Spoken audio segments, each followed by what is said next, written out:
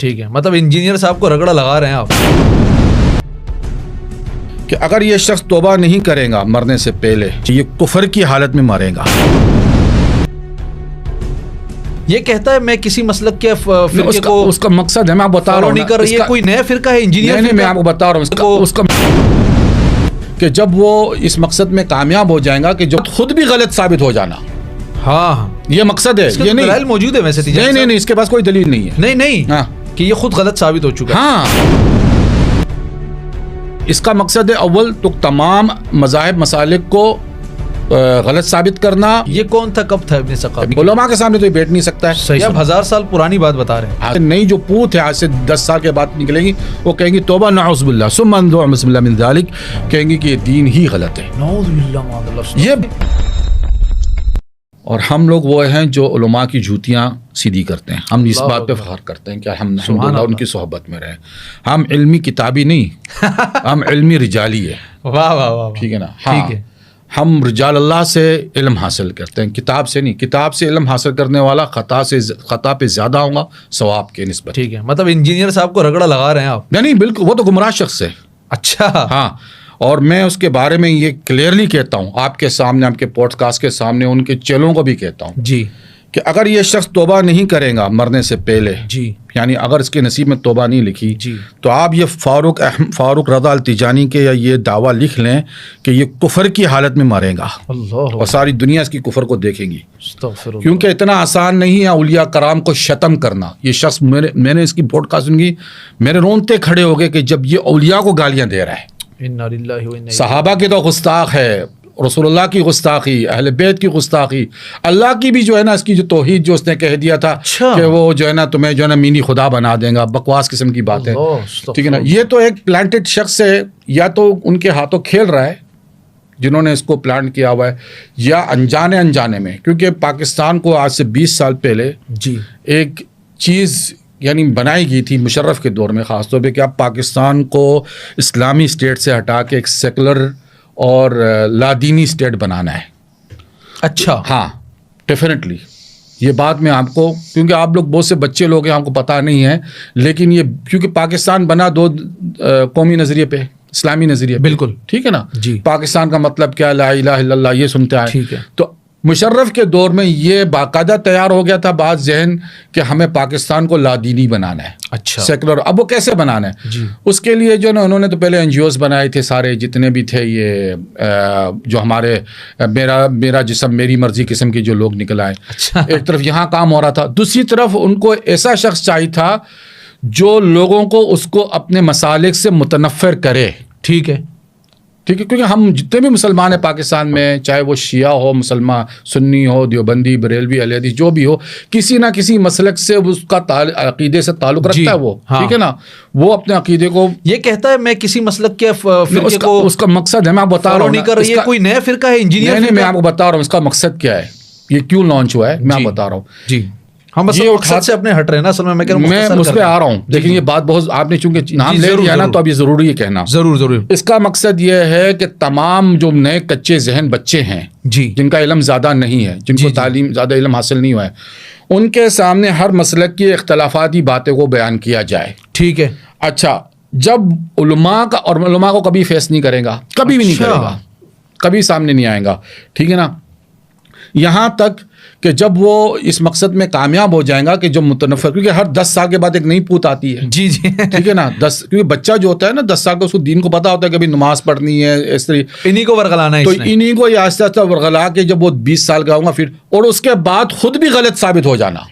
ہاں، یہ مقصد ہے. یہ دلائل موجود ہے ویسے. نہیں اس کے پاس کوئی دلیل نہیں ہے. نہیں ہاں، کہ یہ خود غلط ثابت ہو چکا ہے. ہاں، یہ اس کا مقصد ہے اول تو تمام مذاہب مسالک کو غلط ثابت کرنا ان بچوں کے سامنے. علماء کے سامنے تو یہ بیٹھ نہیں سکتا ہے. صحیح ہے. اور پھر بعد میں خود بھی غلط ثابت ہونا، اس سے کیا نتیجہ نکلے گا؟ اس سے نتیجہ یہ نکلے گا کہ نئی جو پوت ہے آج سے 10 سال کے بعد نکلے گی، وہ کہیں گی توبہ نعوذ باللہ ثم انظر بسم اللہ من ذلک، کہیں گی کہ یہ دین ہی غلط ہے. نعوذ باللہ معاذ اللہ. یہ باقاعدہ ایک پروگرام کے تحت اس شخص کو باقاعدہ پروگرام کے تحت لانچ کیا گیا ہے. آپ دیکھیں نا، پاکستان میں کسی کی ہمت ہے کہ اتنے مسالک کے بارے میں یہ شخص بکواس کرے اور اس کے پر ایک پرچہ بھی نہیں ہو سکے، اور پرچہ ہو تو یہ بالکل خارج ہو جائے. اچھا ہے نا, کیونکہ اس کو انٹرنیشنل اسٹیبلشمنٹ کی سپورٹ حاصل ہے, کسی نہ کسی چیز کی سپورٹ حاصل ہے کہ تم بکے جاؤ, بکواس کیے جاؤ, تمہیں کچھ کوئی نہیں کہنے والا. صحیح ہے, ٹھیک ہے نا, ٹھیک ہے, یہ تو ساری بات ہے. یہ کبھی علماء کا فیس نہیں کر سکتا ہے, کبھی نہیں کرے گا. ٹھیک ہے, یہ تاریخ میں اس شخص کے جیسے لوگ نکلے ہیں. ایک شخصیت گزری ہے تاریخ میں جس کو کہتے ہیں ابن السقا. اچھا, ہاں, وہ اور انجینئر مرزا جہلمی دونوں ایک ہی شخصیت ہے. تو یہ کون تھا ابن سقا؟ ابن سقا کی جو ہے نا, اب یہ کہیں گے یہ کہانیاں سناتے ہیں. کہانیاں ہم ایسی نہیں سناتے ہیں کسی فلمی مووی سے, جو یہ فلمیں دیکھ کے جو ہے نا, یا ڈرامے دیکھ کے سناتے, فلانے ڈرامے میں یہ فلانا قصہ تھا, فلانی کہانی. ہم آپ کو اگر کوئی بات سناتے ہیں تو بڑے علماء مشاہیر کی باتوں میں سے بتاتے ہیں کہ انہوں نے یہ باتیں لکھی. یہ کون تھا, کب تھا ابن سقا؟ ابن سقا کی کہانی مواہب الدنیا میں آپ کو حجر بن اسقلانی کی کتاب میں بھی مل جائیں گی, اور بہت سے علماء نے کہا ہے. اور اس کو جو ایک قصہ جو تھا, ڈیجیٹل ابن سقا ہے یہ اس کا نہیں, ہر دور میں ایک ابن سقا ضرور آتا ہے, یعنی برسوں بعد. لیکن چونکہ سوشل میڈیا کا دور ہے تو یہ بالکل ظاہر ہو گیا. کچھ علماء نے اس کو کاذب دجال کہا ہے. دجال تو ایک طریقے کے ہے, بن گیا نا, میں بتا رہا ہوں. گمراہ تو پکا ہے شخص, بس ایک کہانی ہونی رہ گئی. نہیں, وہ تو خیر وہ الگ, وہ نکلے گی شخصیت. لیکن یہ ابن سقا اس لیے کہ ابن سقا کی بھی یہی کیفیت تھی, یہی تھا. اچھا, ہاں, ایک بہت بڑے جو شافی مذہب کے قاضی تھے اپنے دور میں. ٹھیک. اور وہ کہتے ہیں کہ میں, ابن عسرون کا نام تھا, میں اور شیخ عبد القادر جیلانی رحمۃ اللہ علیہ تعالی اور ابن سقا یہ شخص لڑکا, ہم تینوں جو ہے نا ایک ہی مدرسے میں پڑھتے تھے ایک ہی زمانے میں. اچھا, وہ یہ کہانی آپ 1000 سال پرانی بات بتا رہے ہیں. ہاں سمجھ لیں آپ. ٹھیک ہے. شیخ عبد القادر جیلانی رحمۃ اللہ علیہ زمانے. تو ہمارے دور میں ایک بڑا بزرگ تھا جن کا نام تھا یوسف الحمدانی. اچھا, ان کو غوث کے نام سے بڑا مشہور تھا. غوث, ٹھیک ہے نا. غوث پاک تو میرے خیال سے امام عبد القادر جیلانی رحمہ اللہ کو کہا جاتا ہے. غوث اصل میں لقب ہے. ہاں, وہ اولیاء کا لقب ہوتا ہے. ٹھیک ہے. اچھا, مختلف وقتوں کے جو غوث ہوتے ہیں. ٹھیک ہے, ٹھیک ہے. شیخ یوسف الحمدانی اپنے دور کے بہت بڑے قطب تھے, اور وہ ان کے غوث کے نام سے پہچان. ان کی ایک کرامت یہ تھی کہ وہ اچانک ہی لوگوں کے بیچ میں آ جاتے تھے جی, اور اچانک ہی غائب ہو جاتے تھے. یعنی ان کو پتہ نہیں چلتا تھا کہ کب آئے اور کب گئے. یہ ان کی ایک بڑی کرامت تھی لوگوں کے بیچ میں.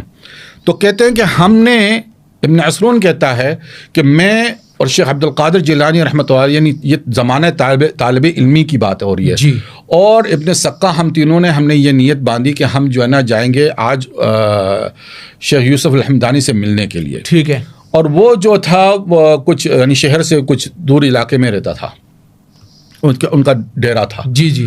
تو بہرحال کہہ لیں گے ہم راستے میں تھے تو ابن سقا کہتا ہے کہ آج میں یوسف ہمدانی سے, یعنی شیخ یوسف ہمدانی سے ایسا سوال پوچھوں گا کہ اس کو میں لاجواب کر دوں گا. اچھا, کہتا ہے نا کہ میں دیوں, وہ بالکل یہ چرب زبان تھا. اچھا, اپنے وقت چرب زبان آدمی تھا, کیونکہ علم کے ساتھ اگر آپ کو ادب نہیں آئے تو آپ کا علم ابلیس کا علم ایک ہے. ہاں, ٹھیک ہے نا. صحیح ہے. تو اسی طریقے سے اپنے سقا نے اسے کہا کہ میں ان سے ایسا سوال پوچھوں گا کہ میں اس کو لاجواب کر دوں گا. ٹھیک ہے. یہ جواب نہیں دے سکیں گا.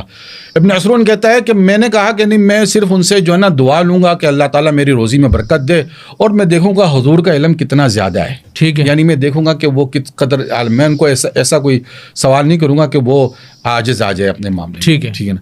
شیخ عبد القادر جیلانی رحمۃ اللہ علیہ کہتا ہے معاذ اللہ کی پناہ میں ان سے کوئی سوال کروں یا کوئی ایسی بات کروں اچھا جو خلاف ادب ہو. میں تو صرف تبرک کے طور پہ ان کے پاس جاؤں گا, یعنی ان سے صرف تبرک حاصل کروں گا. ٹھیک ہے. کہہ لیں کہ ہم پوچھے اور ڈیرے میں ہم بیٹھ گئے, وہاں پہ انتظار میں تھے تو کہ اچانک ہی شیخ یوسف ہمدانی ہمارے سامنے ظاہر ہو گئے. اچھا, اور بڑے یعنی غضبناک تھے, ان کا چہرہ سرخ ہو رہا تھا, لاکھ سرخ. اور وہ یوسف ان کو دیکھتے اپنے سقا کو غور سے, تو کہتے ابن سقا تم نے کیا سمجھا ہوا ہے, جو کچھ تمہارے دل میں اس کو اللہ تعالیٰ مجھ پہ کشف نہیں کر سکتا ہے. اچھا, تمہارا سوال یہ ہے اور اس کا جواب یہ ہے, لیکن جو کچھ میں دیکھ رہا ہوں وہ تم نہیں جانتے ہو. کہہ لیں کیا, کہہ لیں میں یہ دیکھ رہا ہوں کہ کفر کی جو آگ ہے وہ تمہاری آنکھوں سے نکل رہی ہے. استغفر اللہ ربی. اور مجھے میری طرف دیکھنے کے لگے ابن عسرون تم اپنے وقت کے بہت بڑے درجے پہ عالم میں پہنچ جاؤں گے, لیکن تمہیں مال کی طلب ہے نا, تو تمہیں مال بھی مل جائے گا, لیکن تمہارے موت کے وقت تمہارے جو رشتہ دار جو ہے وہ تمہارے مال پہ جھگڑیں گے. یہ کن سے کہا انہوں نے؟ ابن عسرون جو کہانی کا جو سنا رہے. ٹھیک ہے. اور شیخ عبد القادر جیلانی کو کہا کہ لیں گے میں دیکھ رہا ہوں کہ تو ایک وقت آئے گا کہ تم ممبر پہ کھڑے ہو کے کہوں گے کہ میرا یہ پیر تمام اولیاء کی گردنوں پر ہے. اچھا, کہ لیں وقت گزرا کہہ لیں گے مجھے خلیفہ نے جو ہے نا اپنے قاضی قضا کے مجلس پہ لے آئے اور میں وہاں پہ قاضی بن گیا. اور ابن سقا چونکہ بڑا چرب زبان تھا, بہت ذہین تھا, بہت فاتن تھا اپنی باتوں میں, اور بہت دلائل دیتا تھا, مناظرے شروع کر دیا اس نے. اچھا, یہ تو کسی کے سامنے ہی نہیں آتا ہے نا, وہ تو بڑا مناظر تھا. بہرحال ابن سقا کو جو ہے کہا کہ تم تھا بظاہر مسلمان تھا. اب اس کی کہانی پوری کیا ہوتی ہے. تو وہ چلا گیا, اس کو کہا کہ تم روم چلے جاؤ, اہل روم کے پاس چلے جاؤ اور وہاں مناظرے کرو. تو ابن سقا نے جو ہے نا, عیسائیوں سے کافی اس کے مناظرے ہوتے تھے, تو کہہ لیں گے ابن سقا روم چلا گیا اور وہاں پر جا کر جو ہے نا مناظرے کرنے لگا. لیکن اللہ نے چونکہ اس کی خاتمیت اچھی نہیں لکھی تھی, کیونکہ اس لیے کہ وہ بدتمیز تھا, صحیح, جیسا کہ یہ شخص ہے. ٹھیک ہے. تو کہہ لیں گے اس کو عشق ہو گیا ایک کسی اس نصرانی خاتون سے یا کسی اس سے. تو اس نے کہا کہ میرا اس سے نکاح کرا دو, میں اس سے شادی کرنا چاہتا ہوں. تو انہوں نے کہا کہ ابھی ہم مسلمانوں سے تو نہیں کرتے ہیں, لیکن اگر تم نصرانی ہو جاؤ تو ہم تمہیں دے دیں گے نکاح میں. صحیح. کہہ لیں گے ابن سقا جو ہے نصرانی ہو گیا اس عورت کے عشق میں. جب نصرانی ہو گیا تو اسے کوڑ کی بیماری لگ گئی. تو اس زمانے میں کوڑ کا علاج تھا نہیں, تو اس کو شعر بدر کر دیا گیا کہ تم جو ہے نا اس کو دور نکالو بھائی, یہ تو دوسروں کو بھی چھوئے گا. صحیح ہے. کہہ لیں اسی اسنا میں جو ہے نا ابن عثرون کہتے ہیں کہ ہمارا جانا ہوا روم میں, وہیں بلاد الروم میں. ٹھیک ہے. اور ہم نے پوچھا کہ ابن سقا کہاں ہے. کہہ لیں گے ہم اپنے سقا کے پاس پوچھے تو کہہ لیں گے ہمیں ساری معلومات مل گئی کہ بھئی وہ تو نصرانی ہو گیا, اور اب جو نا اس کو اٹھا کے جو نا کیونکہ اس کو بیماری ایسی لگ گئی باہر پھینک دی. تو کہہ لیں جب میں اس کے پاس پہنچا تو وہ نزاع کی حالت میں تھا, یعنی موت کی حالت, سکرات تھا. تو میں اسے پوچھا, میں جانتا تھا کہ اب یہ اس کے گلے میں سلپ بھی لٹکا ہوا تھا اور یہ وغیرہ. تو میں اسے کہنے لگا کہ تم جو ہے نا کلمہ پڑھ لو, ابھی بھی آخری وقت ہے کہ شاید تمہیں اللہ معاف کر دے. تو کہنے لگا یوسف ہمدانی نہیں پڑھنے دے رہا ہے. اللہ اکبر. اچھا, اولیاء کا مقام ہے.